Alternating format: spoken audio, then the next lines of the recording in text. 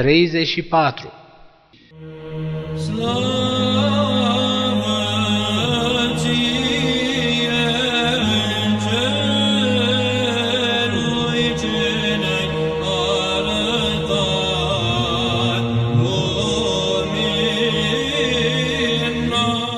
Predica din duminica 30-a după Rusalii, despre păzirea poruncilor.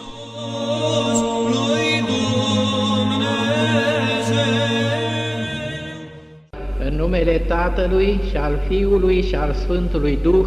Amin. Predică la duminica 30-a după Rusalii, despre păzirea poruncilor. Învățătorule, ce bine să fac ca să am viața veșnică? Iisus i-a răspuns: de ce mă întreb ce bine? Binele este unul singur. Dacă vrei să intri în viață, păzește poruncile.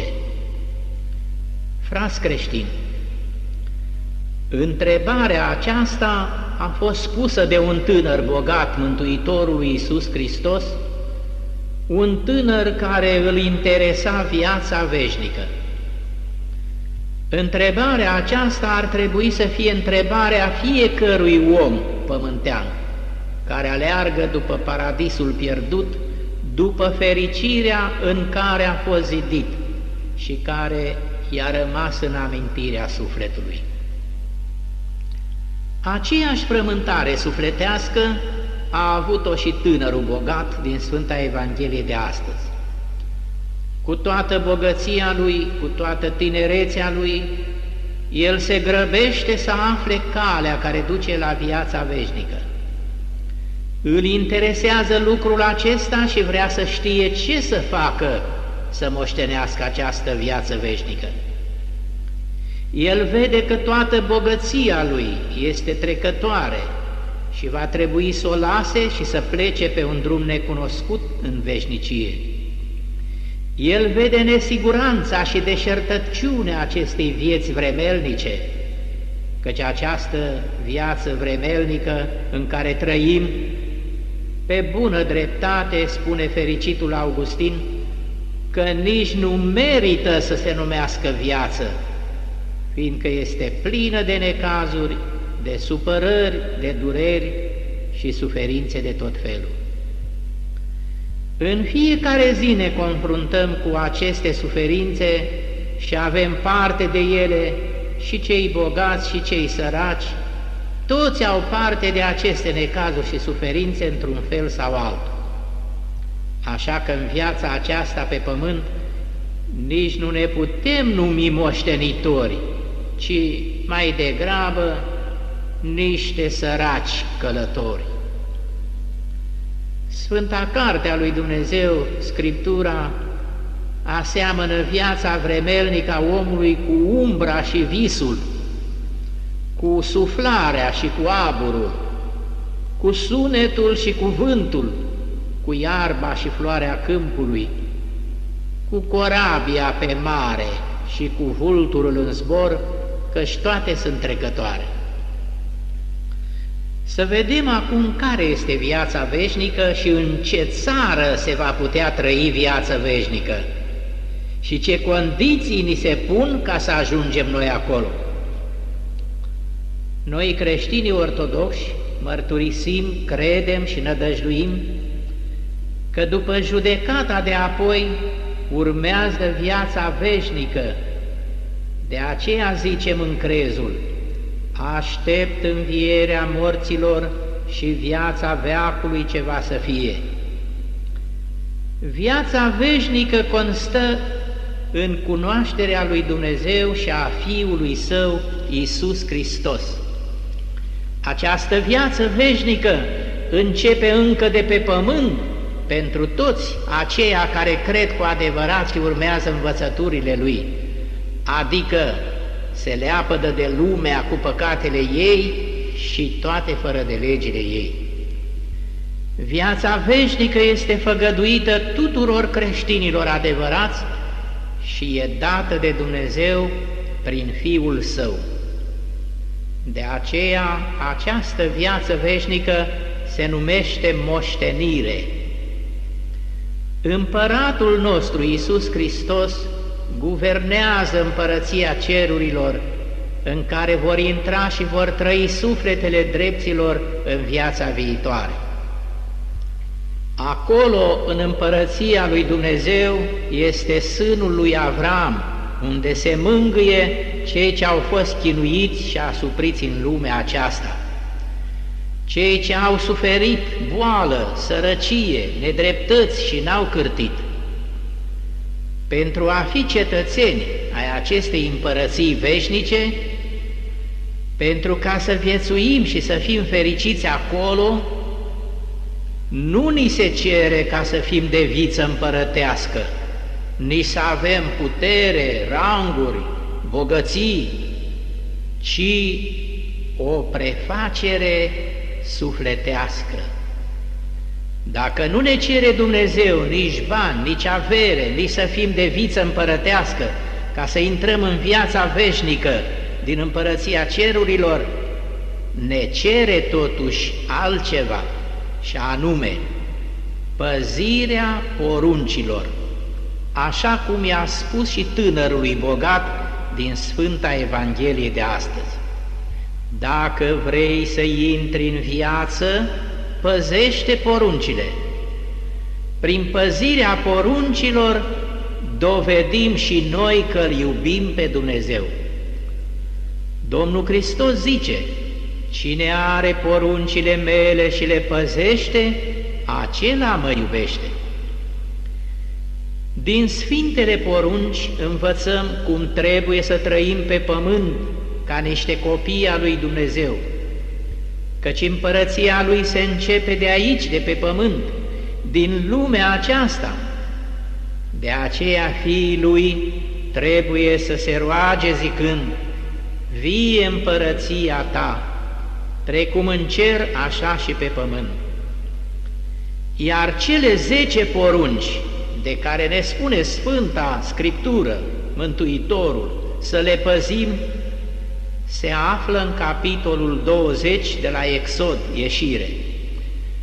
Să ne oprim deci asupra lor câte puțin și să vedem cum stăm noi cu păzirea celor 10 porunci înaintea lui Dumnezeu. Suntem noi greșiți? Am călcat noi vreuna din aceste porunci? Iată prima poruncă: eu sunt Domnul Dumnezeul tău, să nu ai alți Dumnezei afară de mine. Aceasta înseamnă că Dumnezeu, care este nemărginit de mare și atotputernic, vrea să fie Dumnezeul tău, adică vrea să aibă legătură cu tine, ba încă o legătură așa de strânsă cum este între o mamă și copilul ei pe care îl duce de mână. Mama zice despre copil: este copilul meu. Copilul zice despre mamă: este mama mea. Tot așa vrea și Dumnezeu să fie legătura dintre El și noi, încât să putem zice despre El cum se zice de atâtea ori în psalm: Tu ești Dumnezeul meu. Ești tu în legătură cu Dumnezeu, frate creștine? Are El cel dintâi loc în inima ta? Sau te gândești și spui ca mulți alții: cred și eu în Dumnezeu, dar nu vreau să am de-a face cu El, nu vreau să știu prea multe despre El. Sau poate tăgăduiești pe față existența lui Dumnezeu și nici nu crezi în El. Dacă este așa, te înșeli amarnic.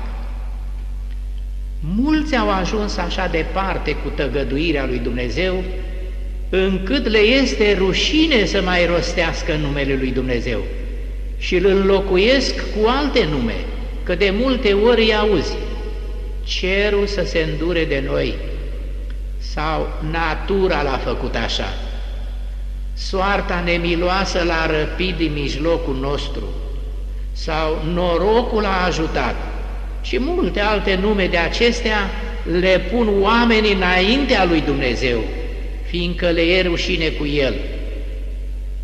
Ba încă și semnele care le face Dumnezeu pe cer și pe pământ, și cu tremurile de pământ, că se uită spre pământ și îl face pe el de se cutremură, și oamenii nu vor să recunoască că El este atotputernicul care face să se cutremure pământul și atâtea semne care le face pe cer și pe pământ pentru ca să ne facă cunoscut puterea sa și tăria puterii sale. Iată nesocotirea numelui lui Dumnezeu. Acești oameni, prin acestea dovedesc că au alți Dumnezei în inimile lor, cărora li se închină și îi ascultă.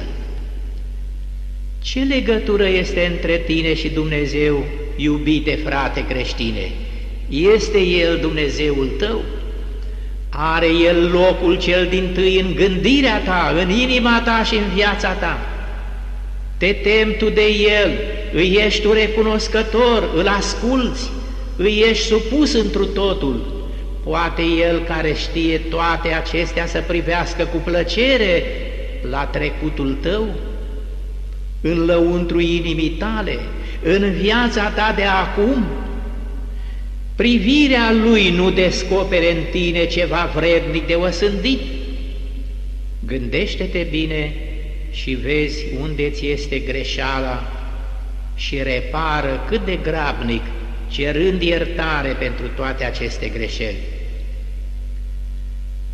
În a doua poruncă Dumnezeu zice: să nu-ți faci chip cioplit, nici vreo înfățișare a celor ce sunt în ceruri sus și pe pământ jos și în ape sub pământ, să nu te închini înaintea lor și să nu le slujești.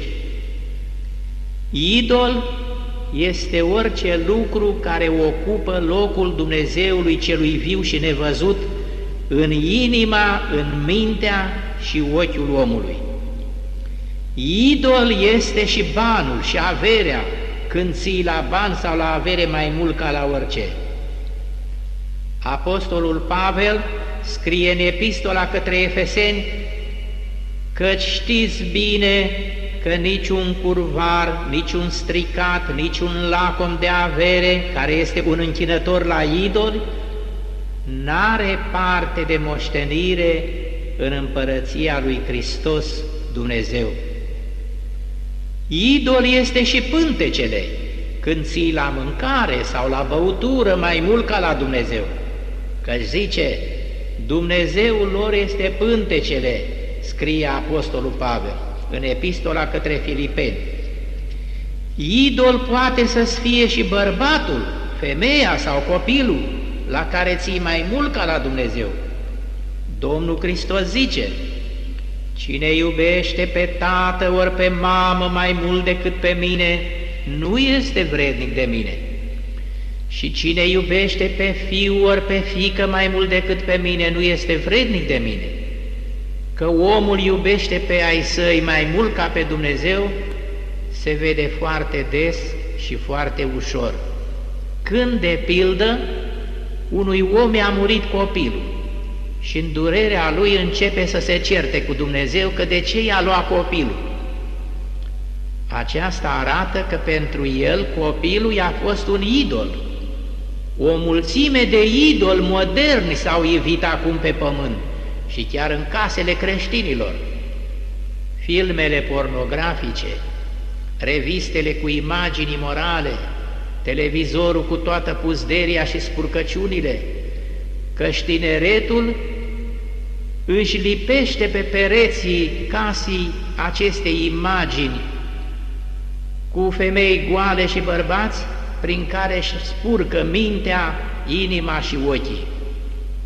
Dar cel mai rău dintre toți idolii este euul tău, adică tu însuți, când nu urmărești decât folosul tău, interesul tău sau plăcerea ta, când nu trăiești decât pentru tine, atunci tu singur îți ești ție Dumnezeu, adică idolul tău. Cercetează-te bine, iubite frate, și vezi încotro se îndreaptă cu deosebire gândurile tale, grijile tale, plăcerile tale, inima ta și vei afla de îndată idolul sau idolii tăi la care te închini. În porunca a treia zice Dumnezeu așa: să nu iei în deșert numele Domnului Dumnezeului tău, căci Domnul nu va lăsa nepedepsit pe cel ce va lua în deșert numele Lui. Cine cinstește pe un om, cinstește numele acelui om. Tot așa este și cu Dumnezeu. Numele și ființa Lui sunt una. Dacă s-ar ține seama numai de atât că Dumnezeu este nemărginit de mare și e de față în tot locul, că El a făcut toate și le poartă de grijă, că El vede toate și judecă toate, că este sfânt și înfricoșat, și tot ar trebui ca oamenii să rostească numele Lui cu frică, cu respect, cu recunoștință, cu iubire. Creștinii din vechime, de câte ori rosteau numele Lui Dumnezeu, de atâtea ori își luau pălăria de pe cap. Dacă judecăm în lumina acestor fapte, felul cum întrebuințează oamenii de astăzi numele Lui Dumnezeu, ne vom încredința cât de mult îl necinstesc, îl batjocoresc. Ce mai faci? Întreabă cineva pe un cunoscut. Slavă Domnului, bine, răspunde celălalt întrebat, cu toate că nici prin minte nu-i trece să slăvească pe Dumnezeu. El zice așa, fiindcă așa merge vorba. Dar prin aceasta numele Lui Dumnezeu este necinstit. Ce ai face când cineva ar striga într-una și fără niciun rost numele tău? Ți-ar plăcea? Cred că mai degrabă ai zice că își bate joc de tine. Cum zic unii, of, Doamne, Doamne, of, Doamne Dumnezeule, sau lasă-mă în pace pentru numele Lui Dumnezeu. Ce zice omul la supărare, fără niciun gând de Dumnezeu și la ajutorul Lui? Nu face oare să ne întrebăm ce caută în numele sfânt al lui Dumnezeu în toate păcatele omului, în enervările și supărările lui? Pe Dumnezeul meu, zău. Cuvântul zău este un cuvânt vechi românesc și înseamnă Dumnezeu, sau martor îmi este Dumnezeu, sau și mai greu, să mă bată Dumnezeu, să mă trăznească Dumnezeu din cer și alte jurăminte de felul acesta ce rostesc fără pic de sfială sau de teamă. Și astfel iau pe Dumnezeu ca martor la nimicurile lor, ba chiar la minciunile și înșelătoriile lor. Câți n-au jurat și nu jură strâmb pentru un câștig păcătos? Nu l-ar mai răbda Dumnezeu și alte blesteme de soiul acesta umblă din gură în gură, fără ca oamenii să se gândească cât de greu păcătuiesc prin aceasta. Ce să mai zicem de înjurăturile pe care le auzim la tot pasul, din gura celor mai mari și a celor mici? Ele sunt așa de murdare încât nu se pot spune, nu se pot auzi, sunt așa de răspândite că parcă ar fi într-o țară care mai mult ca oricare alta și-a ales să batjocorească numele Lui Dumnezeu.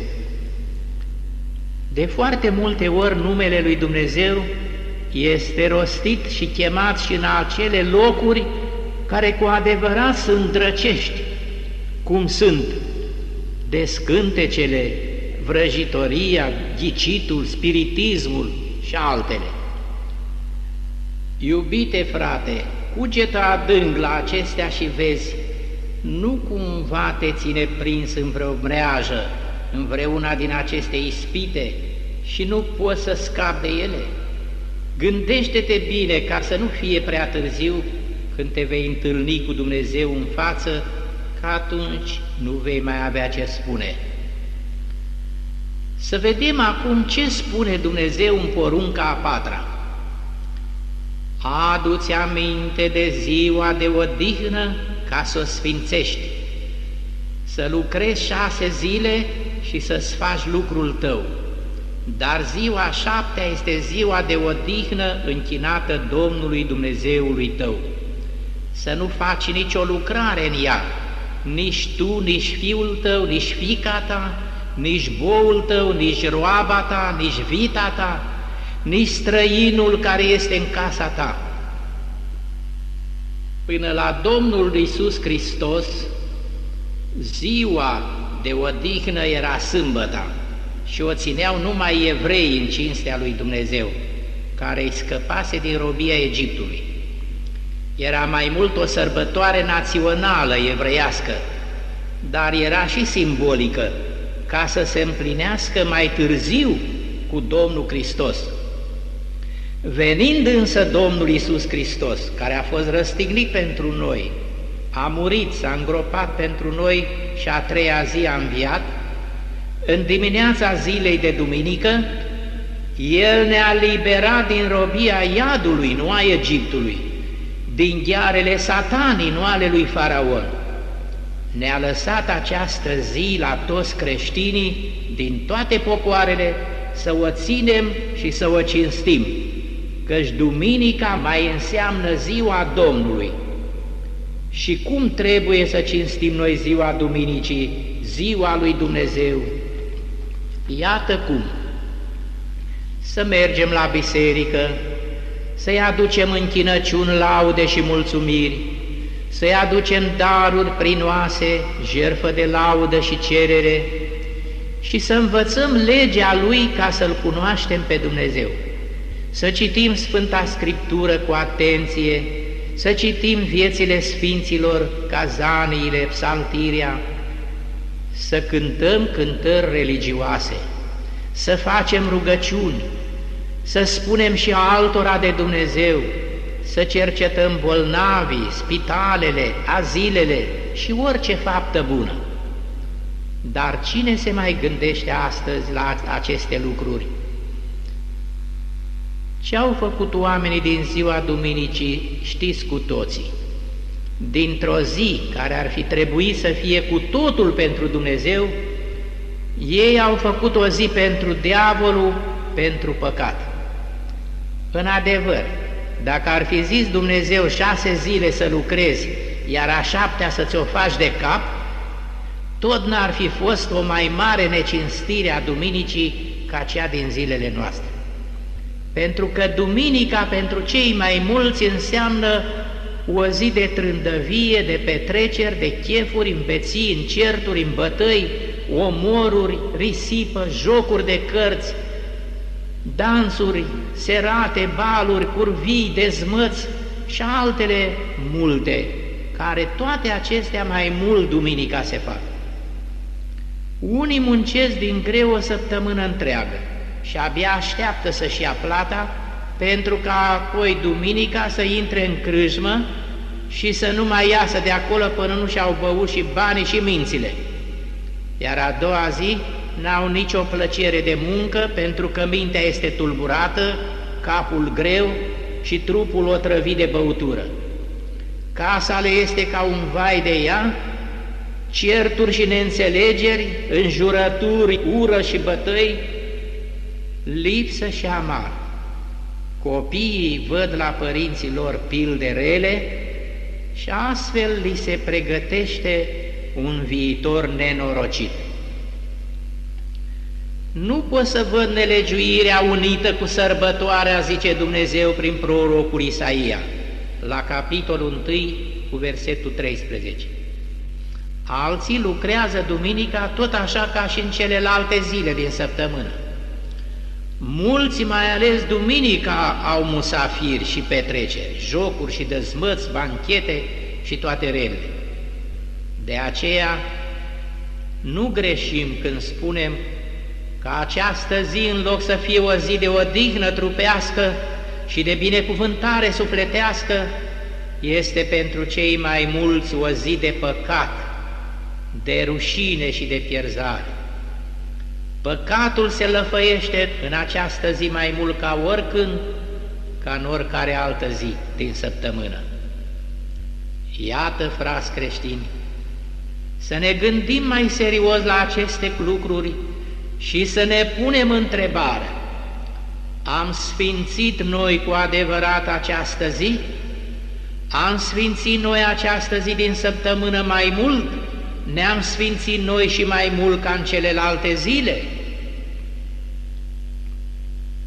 Iar acum să ascultăm ce zice Dumnezeu în porunca a 5-a. Cinstește pe tatăl tău și pe mama ta. A cinsti pe părinți înseamnă a-i respecta și a asculta, a te supune, a-i ajuta, a-i prețui, a-i iubi. Ai ascultat tu totdeauna pe părinții tăi, frate creștine? Nu i-ai supărat niciodată? Bagă de seamă, niciodată? Adu-ți aminte de câte ori le-ai fost nesupus, de câte ori le-ai întors vorba, de câte ori i-ai amărât cu încăpățânare și îndărătnicia ta, de câte ori i-ai făcut să suspine și să verse lacrimi din pricina ta, de câte ori i-ai disprețuit în inima ta, socotindu-i învechiți, rămași în urmă, fără pricepere. Poate că le-ai dorit și moartea ca să intri mai repede în moștenire. Poate că ai ridicat mâna asupra lor ca să-i lovești, poate chiar i-ai lovit, poate că i-ai blestemat în față sau după moarte, poate că i-ai lăsat să ducă lipsă când ai fi putut să-i ajuți, poate că i-ai fi amărât până într-atâta cu durere că le-ai coborât viața în mormânt. În Sfânta Scriptură a Vechiului Testament se spune că cine va blestema sau va vorbi de rău pe tatăl sau pe mama sa, ori dacă l-a lovit, să fie pedepsit cu moartea. Tot acolo în Sfânta Scriptură spune: ochiul care își bate joc de tatăl său și disprețuiește ascultarea de mamă, să-i scoată corbii la pârâu și să-l mănânce puii de vulturi. Proverbe, capitolul 30 cu 17. Din nenorocire, mulți părinți se fac nerespectați de copiii lor când tatăl este bețiv, care se de atâtea ori vine acasă pe două cărări și începe să vorbească prostii, să înjure, să se ia la ceartă cu soția și să o bată, sau când el este un hoț, ori un ușurat și un stricat, ori iute la mânie și un năbădăios, ori un batjocoritor și fără de temere de Dumnezeu, sau când blesteamă și își drăcuie copiii, ce se va alege de cinstea la care are drept din partea copiilor lui? Sfântul proroc Ezechiel zice din partea lui Dumnezeu: nu vă luați după rânduielile părinților voștri, nu țineți obiceiurile lor și nu vă spurcați cu idolii lor. Eu sunt Domnul Dumnezeul vostru. Umblați întocmai după rânduielile mele și împliniți-le. Iar în Noul Testament porunca sună așa: cinstește pe tatăl tău și pe mama ta. Este cea dintâi poruncă, însoțită de făgăduință, ca să fii fericit și să trăiești multă vreme pe pământ. Iată, iubiți creștini, să ne gândim cu toții la aceste cuvinte, la această poruncă. Am împlinit noi această poruncă față de părinții noștri? Am ascultat noi de ei când ne învățau la bine, când ne spunea și ne dojenea și ne-a arătat calea cea bună? Nu cumva ne mustră conștiința când ne aducem aminte de purtările noastre rele, cum îi făceam să plângă, cum nu-i ascultam? Să căutăm să facem pocăință și să cerem iertare de la Dumnezeu pentru păcatul acesta, căci rău am făcut înaintea Domnului, neascultând de părinții noștri. Iar la porunca a 6-a zice Dumnezeu: să nu ucizi. Pe mulți auzi în vremea noastră zicând: n-am omorât pe nimeni, n-am pus foc la nimeni, n-am făcut omor, de asta nu mă tem. Dar să cercetăm mai cu deamănuntul și să vedem în Sfânta Scriptură în câte feluri se poate face păcatul acesta. Mai întâi trebuie să recunoaștem cu durere că omorurile se tot înmulțesc. Pe zi ce trece, o viață de om înseamnă tot mai puțin. Omoară hoțul care intră în casă cu gând să fure, iar când vede că ar putea să fie prins, lovește și ucide, omoară. Alții se omoară unul pe altul, pe care are pică și gând de răzbunare. Omoară furiosul în furia lui de nebuneală, este în stare să facă orice. Omoară bețivul pe tovarășul lui de băutură cu care se ia la ceartă din temir ce. Omoară chiar tată pe copilul lui, omoară feciorul pe tatăl lui, ca să intre mai curând în stăpânirea averii. Omoară soțul pe soție sau soția pe soț, fie din gelozie, fie din trai rău, fie ca să se desfacă legătura de căsătorie, să trăiască cu cine îi place. Omoară doctorul, moașa care se ocupă cu avorturi, omoară femeia însărcinată care avortează. Dar omor nu este numai ce se înțelege de obicei prin acest cuvânt, ci tot ce poate să ducă la omor sau numai să scurteze viața cuiva. Când cel bolnav de boală molipsitoare nu ferește pe cei din jur care se îmbolnăvesc și mor, sunt bărbați care își îmbolnăvesc soțiile de boli rușinoase și astfel unele din ele rămân suferind de toată viața. Astfel de bărbați n-au ei nicio vină oare pentru acest păcat? Omorul se poate săvârși și cu vorba. Haide să-l omorâm, să-l ucidem cu vorba, s-au sfătuit între ei vrăjmașii prorocul Ieremia. Moartea și viața sunt în puterea limbii, spune Sfânta Scriptură. Cuvintele grele sunt ca niște săgeți ascuțite, ca niște cuțite care intră în inimă până la prăsele. Cine ponegrește numele bun al cuiva prin vorbiri de rău, adesea îi sapă groapa. Cine scrie sau vorbește lucruri prin care se nimicește frica de Dumnezeu, te ia groaza când te gândești la mulțimea cărților rele și la prăpădul pe care îl fac ele în suflete. Nu este nevoie să fii ajuns la faptă ca să fii socotit ucigaș.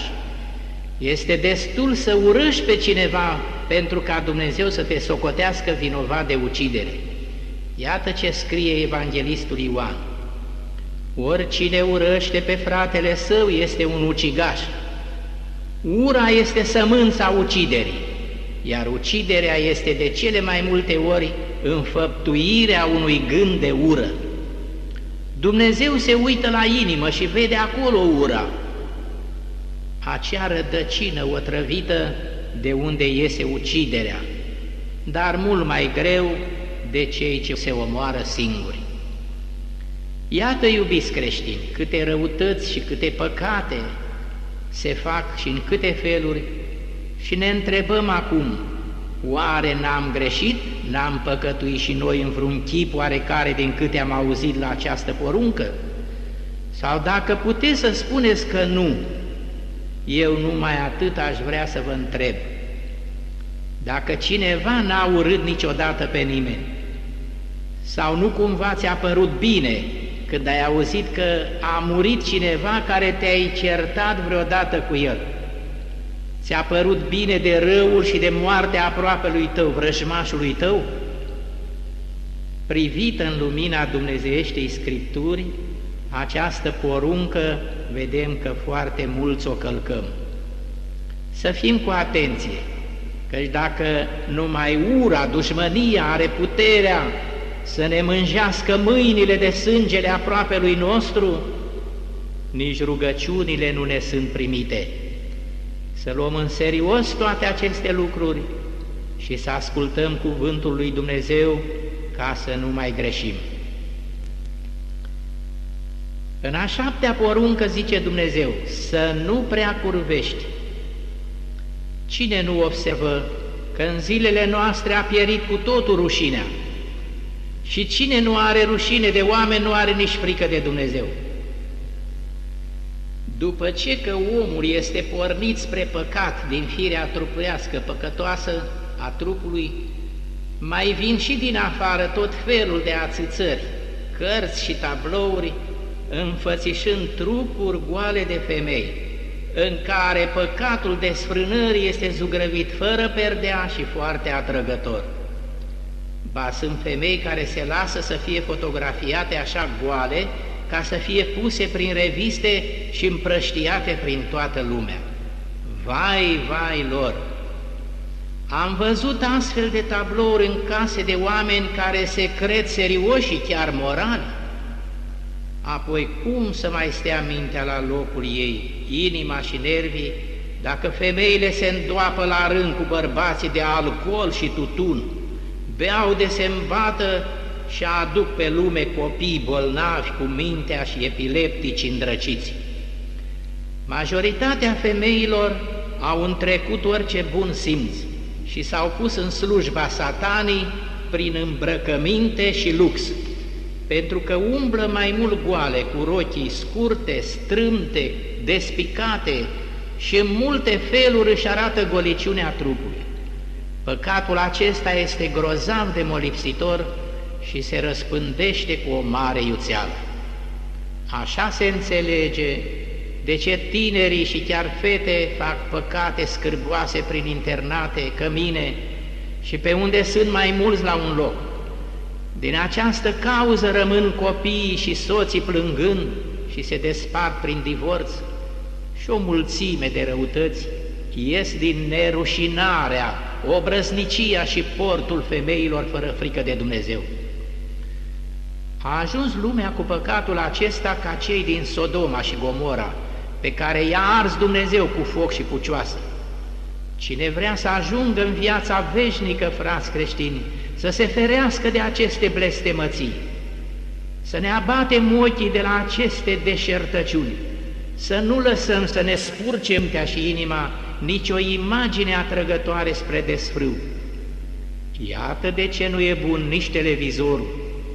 Și să fugim ca de o travă de băuturi alcoolice, de tutun, căci alcoolul este urina diavolului.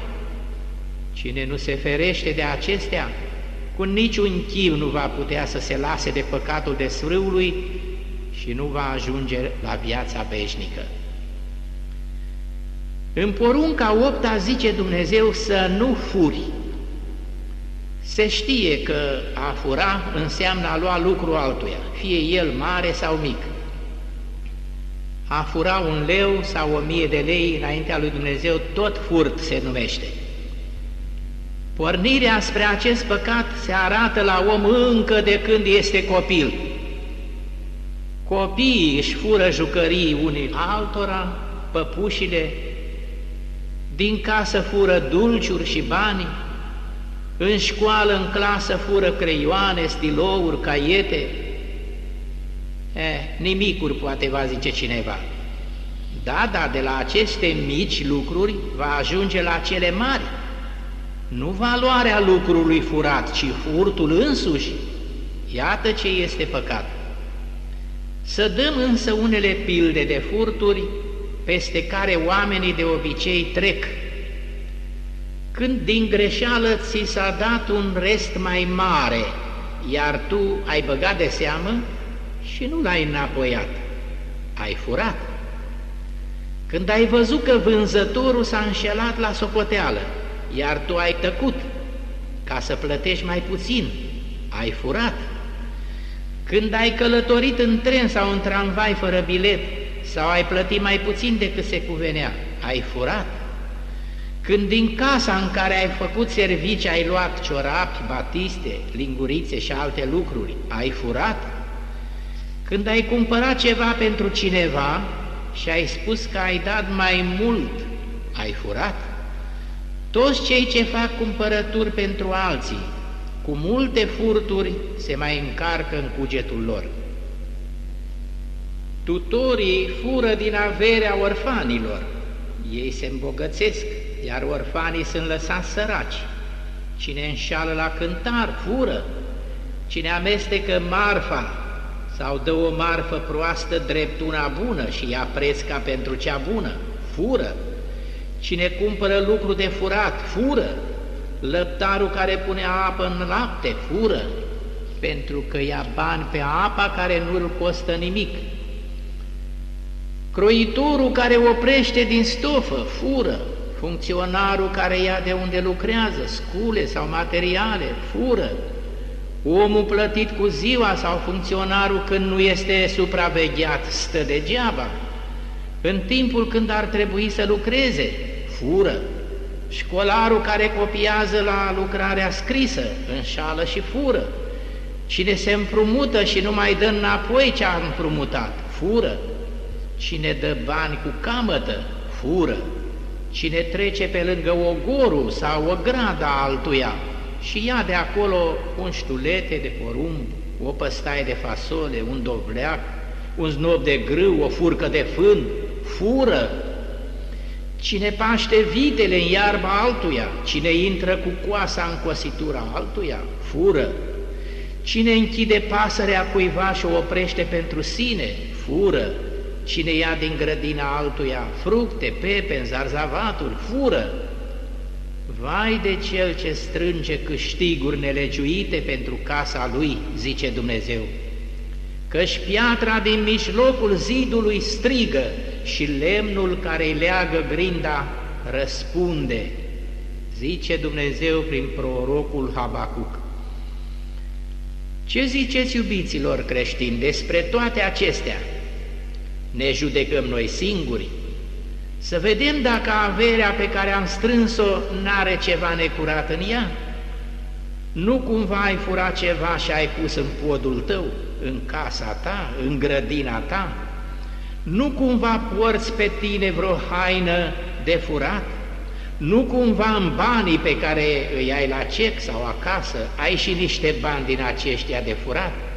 Sau de duminica, că tot de furat se cheamă, furăm ziua lui Dumnezeu. Să fim cu luarea minte și să ne cercetăm bine, să ne mărturisim bine, căci greu vom răspunde la urmă, pentru că va fi prea târziu dacă nu ne trezim mai înainte. Să mergem mai departe. În porunca noua zice Dumnezeu, să nu fii mărturie mincinoasă împotriva aproapelui tău. Domnul Hristos spune că diavolul este tatăl minciunii. El, diavolul, a venit cu minciuni la Adam și Eva, când i-a înșelat și i-a făcut să păcătuiască. Toți oamenii sunt niște mincinoși, spune Sfânta Scriptură, iar cine ar îndrăzni ca să spună că el n-a mințit niciodată, tocmai atunci spune o mare minciună. Se spun minciuni prin cărți, în prăvălii, în tribunale, dar unde nu se minte? Părinții mint pe copii de când sunt mici, cu basme, cu sperietori, ca să-i facă să tacă din gură când plâng, că vine moșul, că vine babau și câte altele. Mint copiii când se duc cu lecțiile nefăcute, mint copiii și ei pe părinții lor, ba că îi doare capul când nu vor să se ducă la școală, ba că n-au luat ei cu tare lucru când l-au luat, ba că n-au spart ei un vas sau un pahar când ei l-au spart, ba că n-au pierdut ei cu tare lucru când ei l-au pierdut. Omul tlicuiește minciuna și apoi zice, ce era să fac? N-am avut încotro, a trebuit să mint. Mint bogații care vor să pară săraci și mint săracii care vor să pară bogați lăudându-se. Mint lingușitorii pe aceia de la care așteaptă ceva. Mint cei ce încornorează, exagerează lucrurile. Unii mint pentru că se tem de oameni, alții mint ca să facă altora pe plac. Tot așa unii mint în serios, alții mint în glumă, mint cei ce nu spun întocmai cum s-a petrecut lucrurile, mint cei ce răspândesc zvonuri neîntemeiate, mint adeseori cei ce vorbesc de rău pe alții în spate, mint toți cei ce umblă cu intrigi și cu clefetiri.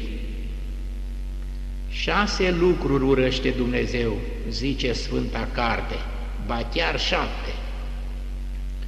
Îi sunt urâte ochii trufași, limba mincinoasă, mâinile care varsă sânge nevinovat, inima care urzește planuri nelegiuite, picioarele care aleargă repede la jucat și la rele, martorul mincinos care spune minciuni și cel ce stârnește certuri între frați. Proverbe, capitolul 6, 16, 19. Dumnezeu pune păcatul minciunii în rând cu păcatele vrăjitorilor, curvarilor, ucigașilor și închinătorilor la idoli. Așa spune la Apocalipsă, capitolul 21 cu 8. Să ne îngrozim și noi de păcatul acesta, de câte forme are și în câte feluri îl săvârșește omul, și să ne cutremurăm până în adâncul ființii noastre să nu-l mai facem. Iată-ne ajunși la ultima poruncă, a 10-a, unde zice Dumnezeu așa: să nu poftești casa aproapelui tău, să nu poftești soția aproapelui tău, nici robul lui, nici roaba lui, nici măgarul lui, nici vreun lucru care este al aproapelui tău. Porunca aceasta ne vorbește de pofta din lăuntru, de pofta păcătoasă care nu este ucisă în lăuntru. Ajunge omul să facă păcatul cu fapta dacă n-a ucis în lăuntru, în inima lui, pofta păcătoasă. Spre lămurire îți spun câteva întrebări. N-ai văzut la altul vreun lucru și ți-a părut rău că acela are acel lucru, iar tu nu-l ai? N-ai zis niciodată despre nimeni: de ce lui merge bine și mie merge rău? De ce el are și eu n-am? Trecând pe lângă vreo casă, nu ți-ai zis cumva în gând: o, de-ar fi casa aceasta a mea? N-a fost nimeni de care să-ți fi părut bine când i s-a întâmplat un rău, sau să-ți fi părut rău când i s-a întâmplat un bine? Ce pismă, ce invidie este adesea între școlari care să fie mai întâi la premiu! Ce pismă este adesea între frați și surori! Nici nu s-a răcit bine mortul, tatăl sau mama lor moartă, că și încep să dispară lucrurile de prin casă. Și nici n-a fost îngropat, că și încep certurile pentru moștenire. Iar la împărțirea moștenirii fiecare zice despre celălalt: de ce să ia el asta și să nu iau eu? Gâlceavă, ceartă, procese cu anii ies adesea de pe urma moștenitorilor. Ba la câți bolnavi nu le pare rău că alții sunt sănătoși? Adesea ori chiar viața altuia este pismuită și așa o mulțime de răutăți și de păcat. Iată, iubite frate și soră, gândește-te bine dacă în viața ta n-ai pofti casa altuia, grădina altuia, femeia altuia, mașina altuia, vitele, păsările sau lucrurile altuia. Acum mai poți să spui că n-ai făcut păcate? Cum zic unii, că dacă n-au omorât și n-au pus foc la cineva, nu au păcat. Să recunoaștem, iubiților, că-și fiecare ne regăsim călcători ai uneia porunci a lui Dumnezeu și să luăm în serios mântuirea sufletului. Iar dacă am ajuns la cunoștința aceasta, că suntem plini de păcate, că am călcat toate poruncile, că suntem murdari înaintea lui Dumnezeu, a îngerilor și a sfinților săi, apoi să știți că un singur lucru mai avem de făcut. Pocăință sinceră, cu lacrimi amare, plângere până la moarte, cu căință mare. Să avem grijă să ne spălăm hainele trupului și sufletului de întinăciuni cu lacrimi amare de pocăință, cu spovedanie și fapte bune, căci e singura posibilitate pe care o mai putem avea. Căci așa zice Dumnezeu la Apocalipsă, capitolul 2, versetul 14: ferice de cei ce-și spală hainele, ca să aibă drept la pomul vieții și să intre pe porți în cetate. Și în altă parte zice: nimic întinat nu va intra în ea, nimeni care trăiește în spurcăciuni și în minciună. Gândul care trebuie să ne cutremure pe noi muritorii este nemurirea, nu moartea. Veșnicia, nu vremelnicia aceasta, fiindcă la plecarea sufletului din corp va fi repartizat de Dumnezeu ori în viața cea veșnică, în grădina fericirii a raiului din împărăția sa, ori în chinurile iadului din împărăția Satanei, unde veșnic va fi muncit și chinuit. Depinde cum ne va afla Domnul la moarte, cât de curățiți, despălați prin pocăință, desfințiți de curați. Plata se face la sfârșit, nu la început, să luăm aminte. Mulți poate zic că a făcut și ei în viață. Dacă l-ar afla moartea în cine știe ce păcate grele, vai de el, că-și greu va fi de el. Vezi acum, frate creștine, stai și te gândește bine, judecă cu mintea ta pe ce cale i-a apucat, sus la Tatăl între sfinți sau unde-i scrâșniri de dinți. Vreau, o Doamne, a fi în rai între toți aleșii Tăi. Doamne Dumnezeul nostru, Mântuitorule prea milostive, fă-ne parte de împărăția Ta cea cerească. Iartă-ne păcatele, ajută-ne, Doamne, să ne spălăm cu lacrămile pocăinții și dă-ne și nouă viața cea veșnică, ca să fim cu Tine și să Te slăvim pe Tine, Părintele nostru cel Ceresc, acum și pururea și în vecii vecilor. Amin. Slavă Tatălui și Fiului și Sfântului Duh! Laudă suflete al meu pre Domnul, voi lăuda pe Domnul în viața mea. Voi cânta Dumnezeului meu până ce voi fi. Nu vă nădăjduiți spre boieri, spre fii oamenilor, pentru care nu este mântuire. Ieși va Duhul lor și se vor întoarce în pământul lor.